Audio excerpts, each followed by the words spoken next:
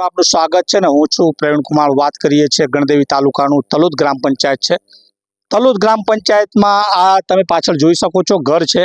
તારીખ 22/10/2025 નવા વર્ષના રોજ એક મિની વાવાઝોડું લગભગ સાંજે 5-5:30 વાગે ફૂંકાય છે અને આ જે ઘર છે ઘર પર આ જે ખજૂરી તમે જોઈ શકો છો। આ જે ખજૂરી છે એ ખજૂરી એમના ઘર પર પડે છે અને લગભગ 2 થી 3 પતરા તૂટી જાય છે અને આ જે હંસાબેન હતા એ હંસાબેન અંદર ઘરમાં સૂઈ રહ્યા હતા। કાચું મકાન છે, ખૂબ જ એકદમ ગરીબ વર્ગના આ જે લોકો છે ઘરમાં સૂઈ રહ્યા હતા અને અચાનક આ જે ખજૂરી છે ખજૂરી આફતરૂપી આવી અને તેઓના પર પડે છે અને તેઓને ઘણી જગ્યાએ વાગે પણ છે અને તેમને હોસ્પિટલમાં ઈલાજ પણ કરાવવો પડ્યો। કેટલા વાગ્યાની ઘટના છે અને શું ઘટના બની હતી? 9 વર્ષના દિવસે 5 થી 5:30 વાગે હું સૂટેલી હતી। અમે ધંધાદારી માણસ છે, થોડુંક થકાન હતી એટલા ખાતર મેં બેડ પર સૂટેલી હતી। અચાનક આવી પડ્યું મારા પર। મને થોડુંક બી આઈડિયા નહીં હતું કે શું પડ્યું, મને કંઈ ભાન નથી હતું।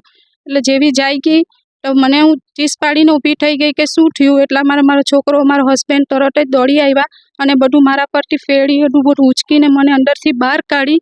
ત્યારે મેં જોયું કે મારા પર આટલું બધું પડેલું છે। એટલે મારા માથાના ભાગના ઇન્જરીસ થઈ ગઈ છે, કંડો અને આખું કમર પર। એટલે 2 ટુકડા, એક ટુકડો માથા પર પડ્યો છે, એક કંધા પર પડ્યો છે અને આખું પતરું આવી રીતે પડ્યું છે। એટલે હું કાની વળીને સૂતી હતી ને એટલામાં મને આ થયું છે। હું સીધી સૂટેલી હતી ને તો બધું મારા પર પતરા પહેરી જવાનો બી સવાલ હતો, પણ આ તો ન કરે નારણ મેં આવી રીતે બચી ગઈ અને મને ઘણું વાગ્યું છે। આજે રિપોર્ટમાં એક્સરા કઢાવ્યું છે, સોમવારે મને બોલાવેલી છે અને વલસાડ જવા કીધું સિવિલમાં સીટી સ્કેન માટે।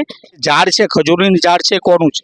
એ સામેવાળા મામા સાહેબ એમનું છે, અમારું નથી। અચ્છા, એ લોકો જ બધું કર્યું, એ લોકો જ નારિયેળ વાપરે, બધું એ લોકો જ કરે। અમે કોઈ દિવસે કંઈ વાપર્યું બી નથી ને અમે કંઈ ખાધું બી નથી એ લોકોનું। એટલે આ બાબતે તમે એમને રજૂઆત કરી હતી, કારણ કે આ જે ખજૂરીનું ઝાડ છે એકદમ કુવાઈ ગયું છે ને ગમે ત્યારે પડી શકે, એ બાબતે એને તમે કપાવવા માટે રજૂઆત કરી હતી આગળ? હા, આગળ કરેલી ને આજે 1 વર્ષ થાય। ગયા વર્ષે ચોમાસાની વાત, છેલ્લા વરસાદના એને કહી ગયેલી ત્યારથી અમે એ લોકોને કહેવા રાખેલું, કીધેલું, બધું કીધેલું। સરપંચીને બી કીધું, સભ્યશ્રીને બી કીધું કે તમે આ લોકોને કહેવો કે આ કપાઈ નાખે, કેમ કે ભયજનક છે તો કોઈ દિવસ મને નુકસાન થશે। તો આજુબાજુવાળા બી કહે કે અમે કેવું પડી જાય ત્યારે, પણ એ લોકો બી કંઈ કીધું નહીં મળે ને આજે બી એ લોકો જોવા તક તમારા જે સરપંચ છે, સરપંચ ક્યારે આવ્યા હતા? સરપંચને જાણ થઈ પછી આવ્યા। કંઈ હવે મને તો 2 દિવસ તો કંઈ ભાન જ નહીં હતું। હવે ધારો કે સભ્યશ્રીએ કીધું હોય, કોણે બી કીધું હોય, એ લોકો ડાયરેક્ટ હોસ્પિટલમાં આવલા, અહીંયા આવલા કે નહીં તેની ખબર। મારા રિલેટિવ એ લોકોને કહેવા ગયા તો ઉલટા 2 શબ્દો મારા રિલેટિવને કીધા, મારા ભાઈ, મારા બેનના છોકરા, બધાને એ લોકો બોલ્યા, મારા હસબન્ડ, મારા છોકરા લોકોને બધાને કીધું કે તમે કેમ અમને બોલવા આવ્યા।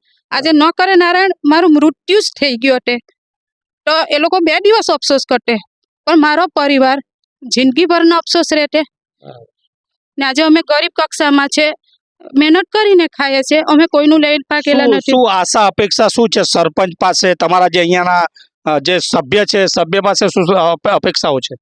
અપેક્ષા તો એટલું જ કે મને આટલું મારું ઘર બનાવી આપી જાય ને મારો જે ખર્ચો થાય તે એ લોકો પર અપાવવા વિનંતી। બીજું તો શું કેટલું નુકસાન થયું છે? નુકસાન તો મારું એક ખુરશી તૂટી, એક બેડ તૂટી ગયો અને આ પતરા ને અમુક જે મારા ગોટડા તે બધું બોરાઈ ગયું। મારા છોકરાના 10માના ચોપડા બોરાઈ ગયા। હવે એ તો હવે અમે ગમે તેમ ચોપડાનું તો કરી લીધું। પણ હાલ અત્યારે આજે પણ બપોરે લગભગ વરસાદ સારો એવો પડ્યો, પણ અત્યારે પણ વરસાદની શક્યતાઓ પણ છે। હવામાન ખાતાએ 7 દિવસ સુધી વરસાદની આગાહી છે, છતાં પણ તમારા હજુ પતરા નથી નાખ્યા, એટલે લગભગ હજુ પણ જો વરસાદ પડે તો ઘણું બધું નુકસાન થઈ શકે છે। પરંતુ ક્યાંક ને ક્યાંક તમને શું લાગે, આ જે ઘટના ઘટિત થઈ એ બાબતે સરપંચ એટલા સંવેદનશીલ છે અને સંવેદનશીલ હોતે તો તાત્કાલિક એમણે સ્વ ખર્ચે બી અત્યારે પતરા નખાવી આપ્યા હોતે, એ બાબતે શું કહેવું છે?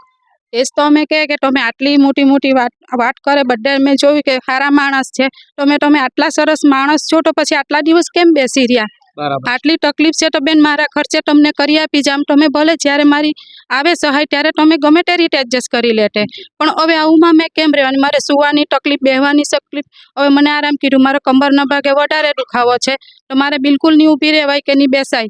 તો હવે મારે નીચે હોવાનું. આજે 2 દિવસથી હું નીચે હું છું, મારો બેડ તૂટી ગયો. તો એટલીસ્ટ તમે જોવો, તમારા ખર્ચે કંઈ કરી આપો. હવે મેં મેડિકલ ખર્ચો ક્યાંથી કાઢવાની? ગરીબ માણસ મેં ક્યાંથી લાવવાની પૈસા? ઘરના માલિક મહેશભાઈ પણ છે, મહેશભાઈ રાઠોડ. તેઓની પાસે પણ આપણે જાણવાનો પ્રયાસ કરીએ કે આજે આ ઘટના ઘટિત થઈ અને જે ખજૂરીનું ઝાડ પડી અને 2 થી 3 પતરાનું તમને નુકસાન થયું છે. સરપંચ વિઝિટ મારી ગયા પછી પાછા આવ્યા છે ખરા? પાછા તો નહીં આવ્યા પાછા એ લોકો. ને અમારા ઘરમાં હું ઘણું નુકસાન થયેલું. અમે હવાથી ધંધા પાણી પણ જાય, પછી બપોરના તો આરામ કરવાનો જ વારો આવે. એટલે 5:30 વાગે એવું બધું બનાવ બની ગયો ને આજે એને જ એ લોકોને એવું થઈ જાતે તો અમારું હું જોવા જેવું થઈ જાતે કે નહીં? બરાબર છે. મારે તો બીજું કંઈ કહેવાનું નથી, એટલું જ કહેવાનું છે એમ. શું આ પરિસ્થિતિ આજે આજે આજે તો વરસાદ પડવાનો છે, તમારું આ જે ઘર છે, ઘરના પતરા તૂટી ગયા છે અને અત્યારે વરસાદની પણ આગાહી છે. કઈ રીતે આ પરિસ્થિતિનો સામનો કરશો તમે?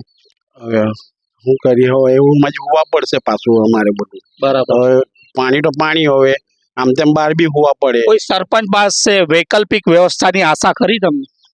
હવે હું આશા જેવી તે અમારું આશા માટે તો કરી જાતે, આશા જ નહીં હોય પછી શું કરીએ? બેન, તમે ચૂંટણીમાં વોટ આપ્યો છે, ખૂબ જ આશા અપેક્ષાથી વોટ આપ્યો છે કે ભાઈ સરપંચ નવા આવશે અને અમારી ક્યાંક ને ક્યાંક જે તકલીફો હશે એ તકલીફોમાં તેઓનો સાથ સહકાર અમને રહેશે.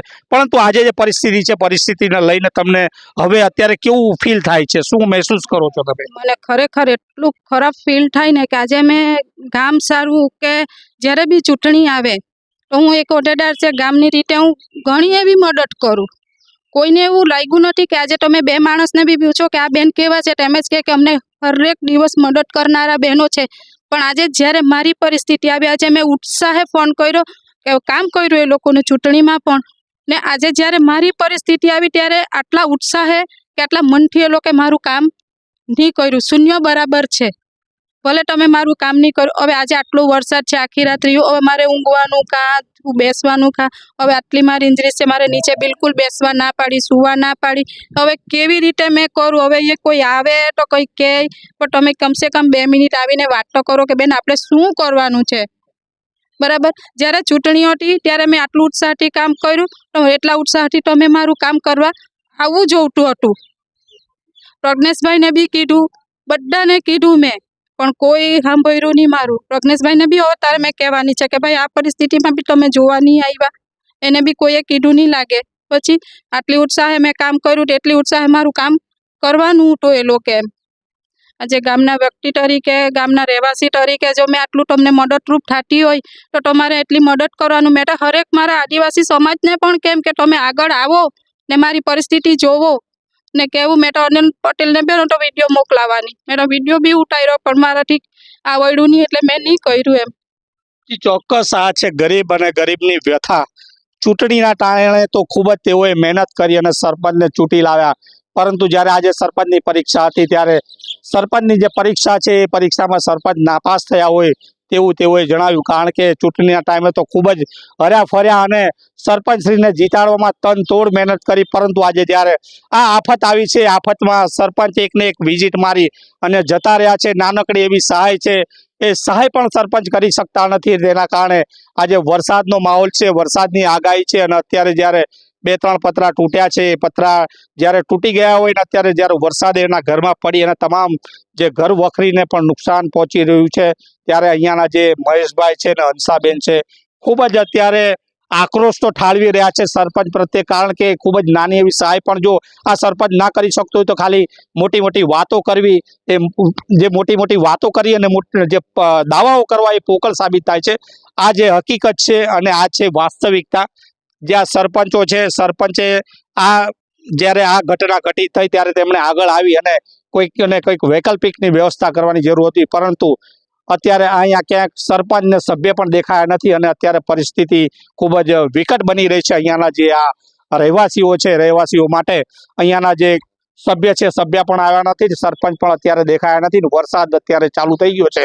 હવે આજે આખી રાત તેમણે અત્યારે આ જ પરિસ્થિતિમાં સામનો કરવો પડી રહ્યો છે. તો આ જે આપણા ગુજરાતનું મોડલ કહી શકાય, તો ગુજરાતનું મોડલ ને ગુજરાતની વાતો અને જે ગુજરાતની વાતો અને ગુજરાત વિકાસશીલ મોડલની વાતો કરી અને ગામના અંદર આ પ્રકારની જ્યારે આફતો આવે છે ત્યારે આફતમાં સરપંચ પણ દેખાતા નથી અને સરપંચ પણ સભ્ય પણ દેખાતા નથી. ફક્ત ને ફક્ત ચૂંટણીના ટાઈમે બે હાથ જોડીને વોટ માંગવા માટે આગળ આવતા આવા સરપંચ અને સભ્યોની પણ અહીંયા પરીક્ષા થાય છે. આ તમે જોઈ શકો છો તલોદ ગ્રામ પંચાયત, ગણદેવી તાલુકાનું તલોદ ગ્રામ પંચાયત છે અને આ અત્યારે વાસ્તવિકતા છે. વરસાદ ચાલુ થઈ ગયો છે, બે પતરા તૂટી ગયા છે અને થોડી વારમાં આ બધું એમનું જે ઘર છે ઘરના અંદર પાણી પણ પડશે અને અત્યારે આ જે ઘરની પરિસ્થિતિ જોયા જેવી થશે. કારણ કે હવે આ જે વરસાદ છે વરસાદના અંદર તમે આ જોઈ શકો છો કે આ પાણી પડી રહ્યું છે. હવે અત્યારે આમાં આ પરિસ્થિતિમાં કોઈ પણ માણસ હોય એ માણસનું પણ અત્યારે એ લાગણી વશ થઈ જતો હોય અને એમનું પણ હૃદય દ્રવી ઉઠતું છે. કારણ કે આ ગરીબ છે, ગરીબનું કોઈ જોવાવાળું નથી અને કોઈ ગરીબને પૂછવાવાળું નથી. આ વાસ્તવિકતા છે તલોદ ગ્રામ પંચાયતની. આ જે વાસ્તવિકતા તલોદ ગ્રામ પંચાયતના આ જે લોકો છે, લોકોના અંદર અત્યારે ખૂબ જ આક્રોશ પણ જોવા મળી રહ્યો છે. કારણ કે અત્યારે તેમની સહાય અને મદદ માટે કોઈ પણ અહીંયા આગળ આવ્યું નથી. તો આ જ પ્રકારના અહેવાલો અને સમાચારો સાથે દમદાર ન્યૂઝ સાથે જોડાયેલા રહેશો. નમસ્કાર.